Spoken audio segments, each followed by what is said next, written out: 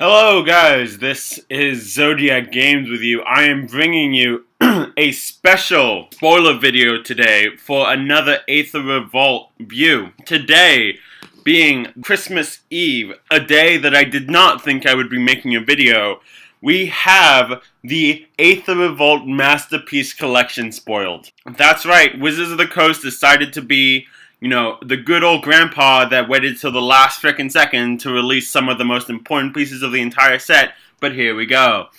Oh my god, this spoiler list is ridiculous. It does have a lot of modern and legacy artifact cards in the decks themselves.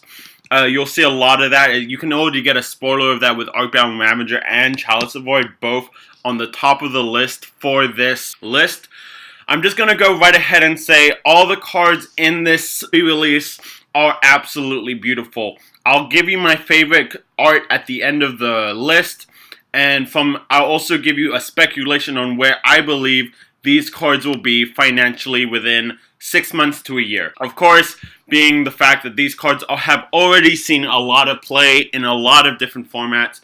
The pricing will be determined basically on the card and how it is being previously. But for the majority of these cards, because they are a new masterpiece, these will be the most expensive versions of the card ever yet. Alright guys, so let's just go right into the spoilers.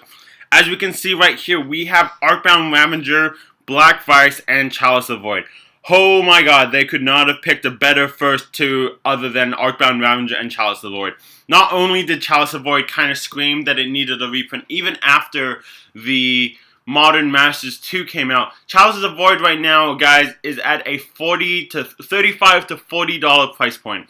So coming out with a Masterpiece collection of this card, remember, Masterpieces do not significantly lower the price of the regular versions of the card. These are just exclusive premium cards that you'll get in one, maybe two per case of booster boxes that you buy.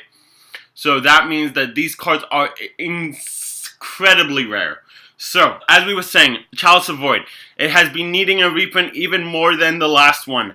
This card, I imagine that this Chalice of Void, once it goes past the hype, once it goes past the people freaking out of how beautiful this card is, which, by the way, the art in this card is beautiful. I imagine that this card will be sitting around close to, I'd say, 120 to 150. This is not going to be the most expensive card in the set, but it is definitely going to be up there.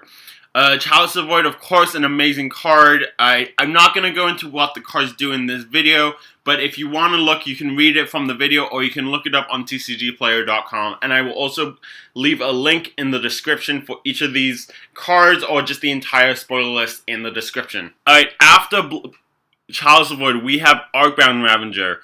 Arcbound Ravager is a incredibly strong card, especially within the modern format. It sees excessive play and affinity. I mean, with the ability to sack an artifact, put a +1/+1 counter on Arcbound Ravager, it doesn't really get that much better, and then of course it also has modular. I mean, this card, again, kind of like Chalice of Void, it's sitting around the $25 to $30 range.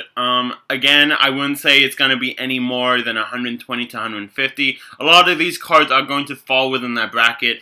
I know that's a large bracket to fall within, but unfortunately with Masterpieces, you can never 100% know where a card is going to fall, unfortunately. Okay, then we have Black Vice Artifact. This card is primarily seen within the Black Pox and Legacy Pox deck that you see in both Modern and Legacy. Of course, that deck being that it pings you for having more and more cards in your hand, it deals you more damage, and then eventually it will kill you via cards like this and multiple effects like this as well, kind of like Scroll Rack, Black Vice, etc., etc. This card, I don't imagine it being the most amount of money in the world. The regular card version of this card is between $5 to $10. So I would imagine that this card at its best will fall between $50 to $70. If that is a good price for you to pick it up, then I would obviously go pick it up. Other than that, it's just a pretty card. Alright, going down the list, we have Defense Grid. Defense Grid is a 2-mana artifact. Each spell costs 3 mana more to cast, except during its opponent's turn. This card doesn't really see play anywhere else but Commander. But oh boy, for those who do play Commander, they will absolutely want to run this card. This card is pretty good. It's hasn't seen a lot of reprints from what I have of my knowledge, so that's why it's only going to be like a $1 to $5 card in its regular form.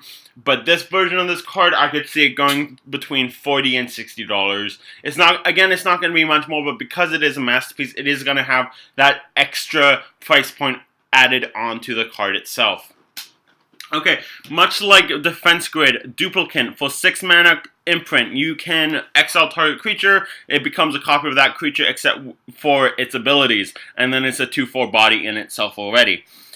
Again, another great Commander card. It's not, again, going to see a lot of play out of Commander. I do believe the Duplicant card regular is between $5 to $10, so it is going to be a little bit more money than, for example, Defense Kid. So I'm going to guess between $60 and, again, $80 is where this card will sit. Unfortunately, that's where a lot of these cards kind of go. They're not going to be seeing a whole lot of money, but at that point that they go from like $5 to $10, they maybe add another $20 to that price point. $1 to $5 is going to be between 40 and 60. Anything over 15 to 20 to 35 to 40, we're going to be talking in the 100 to 20 to 150, maybe even $200 range. I don't expect any of the masterpieces significantly to go for $200 because, as we saw from the last one, the most expensive card from the last masterpiece series was Mana Vault. So Mana Vault, of course, now sitting at 180. It was at 300 for a long time. Mana Vault being one of the most played cards that we would see in both Vintage, Legacy, and Commander. So it is going to obviously be seen play, but it was the most expensive at 300, but it dropped to 180. So based on that, that is what I'm going for in terms of the pricing for the masterpiece. I'm going to say at the low end, it is kind of a price spike curve, but once you hit that $40, $50, the curve does seem to plateau around $150, $180, $200. So that is a lot of what we're going to see, but of course, this is just, the Masterpiece series as we have right now. This is all speculation, so if you could just go on that, just bear with me as well. Okay, so sixth card we have. The 6th card we have now is going to be Engineered Explosive for X Sunburst. 2 mana, sacrifice Engineered Explosive, destroy each non-land permanent with convert cost equal to the number of charge counters on it. Of course, this card is seen and played in Modern. This is a somewhat expensive card, actually. I believe it's between $20 to $35 as it sits right now for its regular version. So this card, again, I'm going to say is going to go between $120 to $150. Not going to hit that $180, $200 price point like we were talking about, but if it is going to be one of the closer cards to hit the top of the list itself. Okay, Ensnaring Bridge, another Modern card, and also somewhat of a Commander card because it does see pretty damn good play as just a general stasis lock kind of card. 3 mana, creatures with power greater than the number of cards in your hand can't attack. Okay, this card right now, again, kind of like Chalice of Void, and definitely, desperately needed a reprint, and for it to coming out in Masterpiece Series, this card is going to be great. It's going to be seen. It's going to be one of the more desirable cards that people will want to pick up. But that being said, it is still at the $40 to $45 price range right now. So I would say if you're going to pick this up, this card is going to be between $120 to $160. Alright, Exoplanar Lens, 3 mana artifact. So this card is definitely a Commander card. It is seen exclusively in Commander for the simple reason that it doubles your mana for imprint and other mana that of the same type that you imprint under it. This card is regularly going to be about $15 for its regular price. Its foil price, I do believe, is actually exceedingly expensive, around $65, but I don't really think that gives that much of a difference from the Masterpiece. I do say that this card is going to be probably one of the weirder cards that may be expensive, and I do think it could reach $150 to $180 just for the fact that it is so widely used in Commander. It is used in pretty much every freaking Commander deck that you can think of, from mono green to mono red to dual color to etc, etc. It is an amazing card for Commander. Not going to be seen anywhere else, but it does have a lot of uses, especially within that format. So for that, I do think it will hit that higher price point itself. But hey, who are we to know? We can't judge just yet. Okay, Grindstone, 1 mana artifact. It is a card that you will see in Painter Legacy. That's right, Painter Legacy. You will not really see this anywhere else other than Painter. Okay, Painter Legacy and Painter Vintage, if you want to consider that a thing as well. This card pairs perfectly with the last Masterpiece series because, of course, we had Painter Savant in the last Masterpiece series, which combos excessively well with Grindstone. It will mill your opponent out. Grindstone regular is not an expensive card, but it is still, again, used. It's one of those niche cards which people may pick up just for the fact that it is a funny, great card. I would say it's going to go anywhere between $80 to $110. That is my speculation on this card. If you feel like I could be wrong, go ahead and leave it in the comments, but that is my idea for where this card will go itself. Okay, we now have Meekstone, 1 mana artifact. I don't actually know of this card other than what we have from today, so let's go ahead and read it. Creatures with power 3 or greater don't untap during their opponent's untap step. From what I can tell, I do believe this might be a modern card and a Commander card. I've never actually heard of this card except for today, but hey, you know, we can't know every single card off the top of our heads.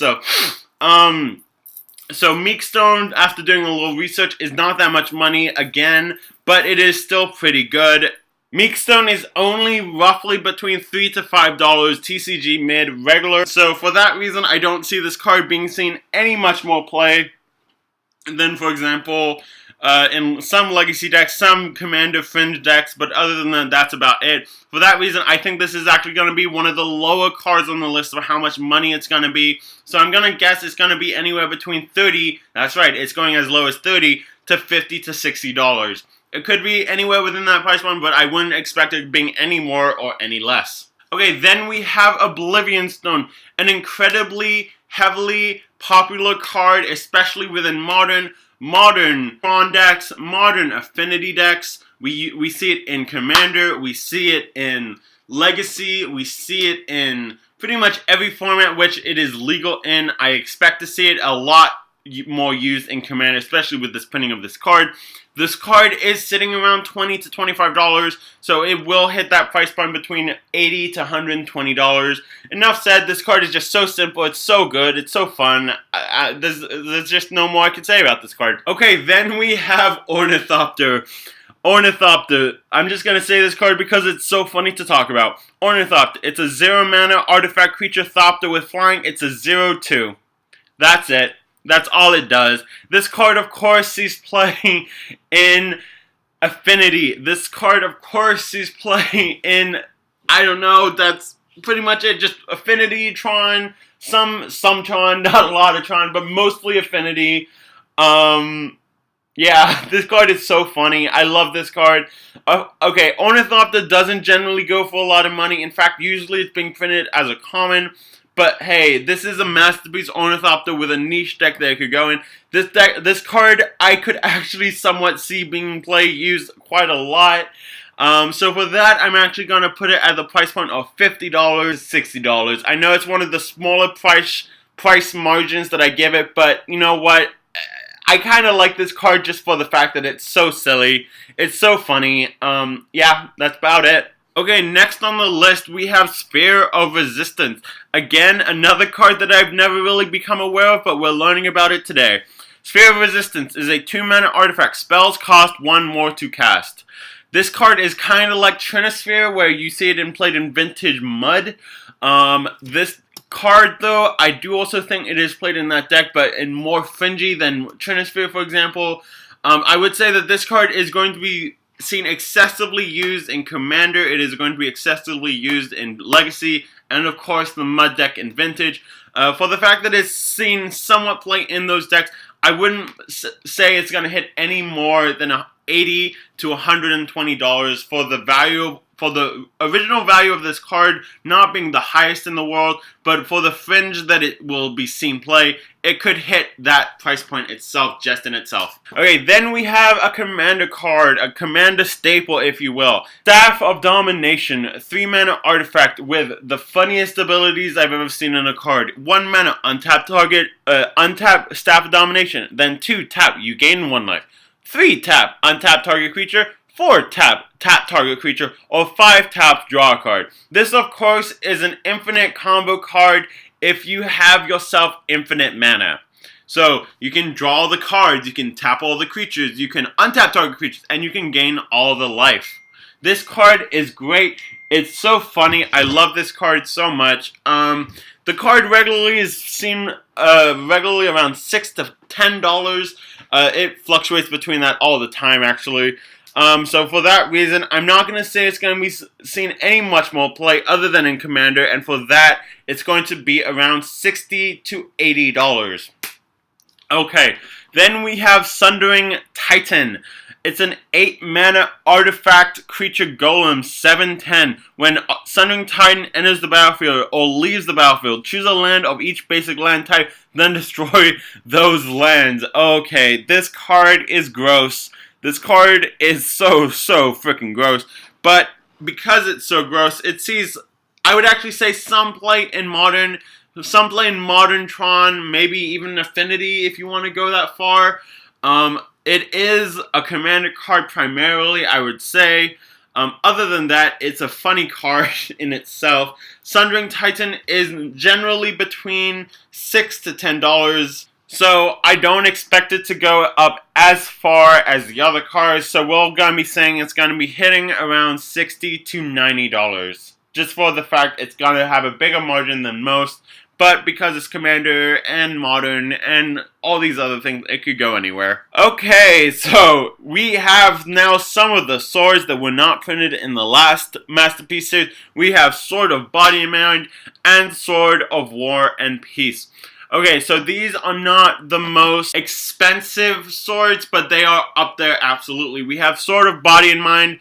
This card is going to go for nothing more than $60 to $100. Again, another huge margin, but it could go anywhere within that realm. This card, of course, sees commander play primarily. Both of these cards, both Sword of War and Peace and Sword of Body and Mind, they will both see play within that $60 to $100 to maybe even $120 price point. These cards do see an excessive amount of play of Commander, Commander Voltron, Commander just attack your opponent for kind of lethal. Other than that, it doesn't really see any other play. But you know what? These cards are so fun. They're so great. For that reason, they will have a bigger price point because so many people will want to run them and have them in their decks. Other than that, they're not going to be seeing that much play, and they're also not the most expensive sword. That, of course, goes to Sophie's Sword of Fire and Ice. Okay, next on the list, we have Trinisphere. We were actually just talking about Trinisphere, where it's playing Mud, so let's just talk about it here. Trinisphere, 3-mana artifact. As long as Trinisphere is untapped, each spell that would cost less than the 3 mana to cast cost is 3 mana to cast instead. Okay, Trinisphere, of course, Mud. I don't believe that this card is regularly so much money, so I would say that this card is going to be, again, between $40 and $80. Played in Mud, it's played in Vintage, so for that niche reason, it's going to have, again, another higher price margin because you might have that extra Vintage play that just wants to have this card and will kind of need to have this card in his deck. So you never know. It's Vintage. You never really know where the price point of these cards will really go. Okay, then we have Vidalcan Shackles. Modern, Tron, and maybe Affinity decks, but that's about it. It just gains control of your creature, and that's about it. I wouldn't say this card is going to be excessively expensive, but it could see a little play between $40 and $80 again. There we go. Okay, so now we have one of the bigger daddies within this set. We have Wormcoil Engine. Okay, everyone has heard of Wormcoil Engine. Everyone has heard it from both Modern to Legacy to Vintage, to Commander. This card has such a wide area of where people will want to play this card. Let's just go into it. It's a 6-mana artifact creature worm, 6/6, Death Touch Lifelink. When Wormcoil Engine dies, it creates a 2/3/3 Wormcoil artifact creature tokens, one with Lifelink, one with Death Touch. So you're basically getting 6 mana. You're basically getting 12. You're getting 12 damage on board for only 6 mana, both with Death Touch and Lifelink in creatures. That is insane. Of course, this card is expensive regularly. It is between $15 to $20 depending on the set and the version of it which you get. Wormcoil Engine for this is actually going to be one of the highest expensive cards that we have on the list. Even though it's not like Wormcoil, it's not like Ensnaring Bitch, and it's not like Chalice of Void where those cards are inherently expensive. For the fact that this card is seeing so much freaking play in all these freaking formats, this card I would actually say is going to be one of the most expensive. It's going to be between $120 to $180. Again, I'm giving it that extra price margin because you never really know where it's going to fall, but my speculation is going to fall exactly between those two price points itself. Okay, then we have Platinum Angel, 7 mana artifact for 4/4 flying. You cannot lose the game and your opponents cannot win the game. Okay, Platinum Angel is an exclusive commander card. There's not much to say about it. It is regularly $7 to $10. It has been printed so many freaking times. It was last printed in the last Conspiracy Take the Crown. This card I wouldn't say is going to be exceedingly expensive, but just for the fact that it is, again, it's a beautiful card. It's a beautiful, fun card. I would say that this card is actually going to retail between $80 to $100. Maybe less, actually. Maybe $60 to $80, but again, it could fall within any of those. Who really freaking knows? Okay, and then finally on the list of cards that we have being released, we have the all-powerful, the all-majestic Pithing Needle. Okay, if there is ever a card that is banned the test of time and the test of each format, it has been Pithing Needle. Pithing Needle, 1 mana artifact, enters the battlefield, name a card. Activate abilities of sources with the chosen name cannot activate unless they're mana abilities. So, this card, of course, shuts down commanders with activated abilities. Of course, it shuts down planeswalkers. It shuts down abilities of lands, even not mana-producing lands, but lands that, for example, are man lands. It shuts down so many freaking things. This card, I don't stress this enough, is seen in so many freaking decks, in so many freaking sideboards, from both Modern, I run it in my Modern sideboard, to Legacy, to Vintage, to freaking Commander, it's even seen play. It's such a powerful freaking card. Okay, for price point, this card is not an expensive card. Funnily enough, this card has been printed so many times, but again, this card is going to be expensive, not for the reason that it's expensive generally, but for the fact that this card sees so much goddamn play. This card, what are we going to price point this card? I'm actually going to be somewhat generous with this card and give it $100 to $120. I know you guys might think I'm crazy, but just think about it this way. How many freaking people will want to play this card? They will want to have the most pimping Pithing Needle in existence. I know I already want this card. I know I already want this card to be in my Commander deck. I want it to be in my Modern deck. I want it to be in freaking every deck that I run it in regularly. It's a beautiful card. It's a shiny card. It's pimpy as fuck. Well done, Wizards. You probably had my favorite card printed on this Masterpiece list being right here at the bottom. But even though it's last, it is almost certainly, in my opinion, the best. Whew, I love that card. Okay, so let's just quickly also just go into some of the spoilers that we have as well for Aether Revolt. Just some that we didn't cover last time but got released recently. We already talked about the other cards on the other side of this list. We'll just go to page 2. But let's just quickly talk about SHIIIIT the Schemer. Is a 4-mana planeswalker. 1 black, 1 blue, 2 colors. Is a +1. Create a colorless artifact token named Ethereum Cell with tap, sacrifice this artifact. Add 1 mana to your mana pool.